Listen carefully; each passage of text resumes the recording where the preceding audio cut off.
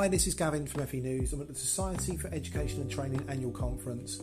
The 2019 SET conference is focusing around promoting professionalism in the sector, particularly for practitioners. I'm going to be chatting to some of the main speakers from the main stage, some of the people in the breakout sessions, and some interesting people in the audience. So join me as we explore promoting professionalism in the sector.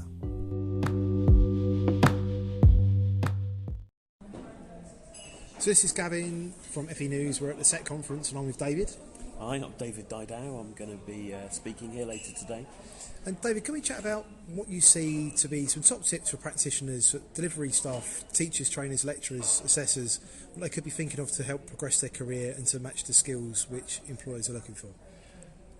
Okay, there's a lot in that. So I think that as a starting point, one of the most useful things for teachers, lecturers to be aware of is that the way experts and novices think is fundamentally different.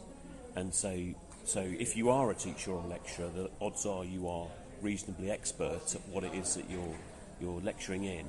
And as such, there's going to be some probable. It's going to occur to you that if I were to expose my students to this kind of thinking, or if I got them to do these kinds of activities, that would be really beneficial. And I know that because that would appeal to me. But almost, if you're an expert, what appeals to you is good data on what you should avoid doing with your novice students, because novices, on average, will learn much more effectively when they're given really clear, explicit instructions, where they're given worked examples that you can see points being made, and being asked, for instance, being put into problem-solving environments and asked to solve problems tends to be counterproductive. Though that's a great way for an expert to learn. Go and find out more, do what you think is best, work through some problems. Works well for experts, poorly for novices. So that would be a really fundamental thing to try and understand.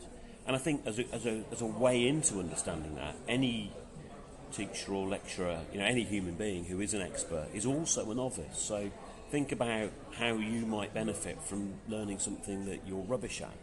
Like, I don't know, skateboarding or making soufflés or whatever it is. There's going to be something that you know nothing about, and think, consider how would be the most useful way for you to become more expert in those sorts of areas. David, a bit of a conundrum question, but how do practitioners, how do teachers, trainers, lecturers, assessors keep industry specialism, but at the same time they're teaching specialism? So as they are experts in their field of teaching, but they're also experts in the field of their industry specialism. How do you juggle the two? Okay, well, it's not so much a juggling act as an acknowledgement that they are connected but different. So it's perfectly possible, as I'm sure you're aware, to be an industry expert and yet have no expertise at all in explaining what you know to a group of young people. And at the same time, you can find someone who, for instance, is fantastic at explaining one area of the curriculum and would be appalling at doing something they knew nothing about because they know nothing about it. So it's almost like they're two different domains of knowledge and expertise. So the bridge between them is sometimes called, in research literature, called pedagogical content knowledge. And so the sorts of things that it includes is typical misconceptions that novices come up with in your field.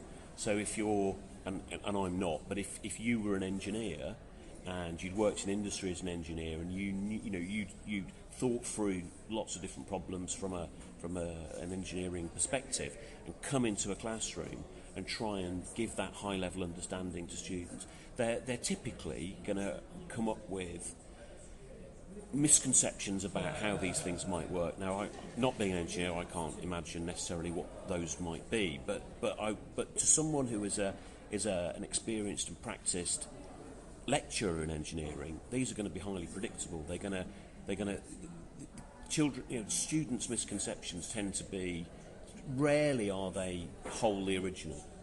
They come up with the same thing year after year after year, and you learn to recognise, it's that again.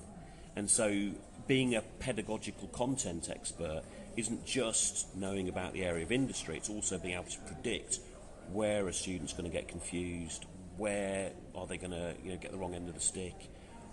Where are they going to struggle to apply theoretical perspectives in a practical way? And once you start honing that sort of knowledge, then you essentially become that dual expert in both the teaching field and the domain expertise that you're teaching about.